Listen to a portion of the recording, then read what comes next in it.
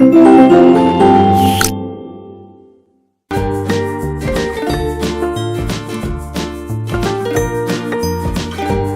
everyone, how are you all of you? I hope you are all doing well. So today we will start our chapter number 8 in English grammar and our chapter name is the preposition. आज का हमारा topic रहने वाला है preposition. तो समझते हैं इसमें क्या बोला है.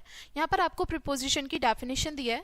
A preposition is a word is used place before a noun or pronoun to show its relation with some other noun or pronoun in a sentence. यानी कि एक वाक्य में किसके साथ रिलेशन दिखाने की बात हो रही है, नाउन और प्रोनाउन का दूसरे नाउन और प्रोनाउन के साथ रिलेशन दिखाने के लिए जिन शब्दों का इस्तेमाल पहले होता है उनको ही हम प्रीपोजिशन कहते हैं. प्रीपोजिशन को पोजिशन वर्ड्स भी कहा जाता है, यानी कि जब एक नाउन और प्रोनाउन को दूसरे नाउन और प्रोनाउन के रिलेशन में हमें दिखाना हो एक सेंटेंस में, तो पोजिशन शो करनी हो, तो हम इन्हीं वर्ड्स का यूज करते हैं प्रीपोजिशन का. तो इन सेंटेंसेस को हमें ध्यान से पढ़ना है. The cat is on the table, the rat is under the table, there is no ink in the ink pot. तो अभी हमने पहला सेंटेंस यहाँ पर देखा, दो चीजों की बात हुई यहाँ पे, एक तो कैट और एक टेबल. दो चीज हो गई, कैट क्या हो गई, टेबल क्या हो गई, दोनों नाउन हुई हमारी. तो दोनों नाउन के बीच में हमें रिलेशन शो कर रहा है ना, इनकी पोजीशन बता रहा है. एक का एक नाउन या प्रोनाउन की दूसरे उसके रिलेशन में उसकी पोजीशन बताई जा रही है. तो वो कौन सा वर्ड हुआ इसमें, ऑन हुआ. ऑन हमें बता रहा है कि जो कैट है वो टेबल के रिलेशन में कहाँ पर है, टेबल के ऊपर है. फिर सेकंड उसमें भी सेम ही है, the rat is under the table, rat कहाँ है, टेबल के नीचे है. There is no ink in the ink pot, ink pot में कोई इंक नहीं है. तो दो चीजों के बीच में संबंध बना रहा है ये, तो इसलिए हमारे ये प्रीपोजिशन वर्ड्स हुए. इसमें भी आपको यही चीज बताई है, पहले सेंटेंस में ऑन जो है वो टेबल और कैट के बीच में रिलेशन दिखा रहा है, और दूसरे सेंटेंस में अंडर जो हमारा वर्ड है वो टेबल और रैट के बीच में रिलेशन दिखा रहा है. तीसरे सेंटेंस में इन जो है वो इंक पॉट और इंक के बीच में रिलेशनशिप शो कर रहा है. तो यहाँ पर आपको बोला है प्रोनाउन और noun that follows a preposition is said to be govern by it and is said to be in the objective case. जो भी नाउन और प्रोनाउन हमारे किसको फॉलो करते हैं, प्रीपोजिशन को, उनको कहा जाता है कि वो किस में है, ऑब्जेक्टिव केस में है, वो ऑब्जेक्टिव केस से गवर्न हो रहे हैं. और यहाँ पे बोला है study the following sentences as to learn the usages of preposition. तो यहाँ पर आपको कुछ सेंटेंसेस दिए हैं, इनके थ्रू आपको बताया गया है कि प्रीपोजिशन का यूज कैसे कैसे होता है सेंटेंस में.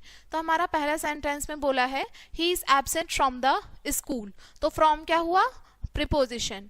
आई एक्टेड अपॉन हिज एडवाइस, तो अपॉन हमारा प्रीपोजिशन हुआ. Mohan is addicted to smoking, Mohan क्या है, किसके एडिक्टेड है, स्मोकिंग के. ठीक है. फिर है children are not afraid of fire, तो बच्चे जो हैं वो किससे नहीं डरते, फायर से. Do you agree with me, क्या तुम मेरे साथ सहमत हो, तो इसमें हमारा ये प्रीपोजिशन हुआ. I agree to your proposal.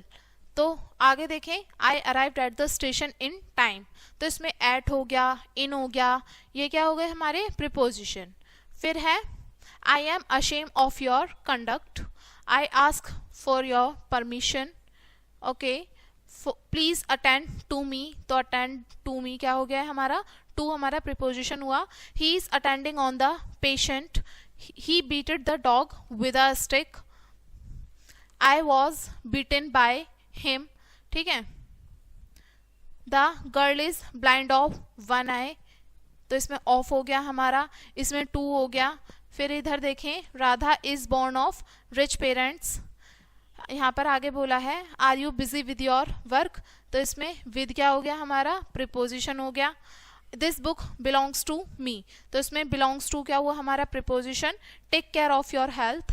ठीक है. तो ऑफ क्या हुआ हमारा preposition. He don't care for his parents.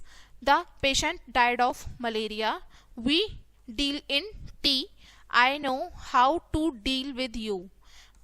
How can you differ with me. ठीक है. This pen is differ from that. How, who does not desire for riches. We depend on your help. They take delight in floating paper boats.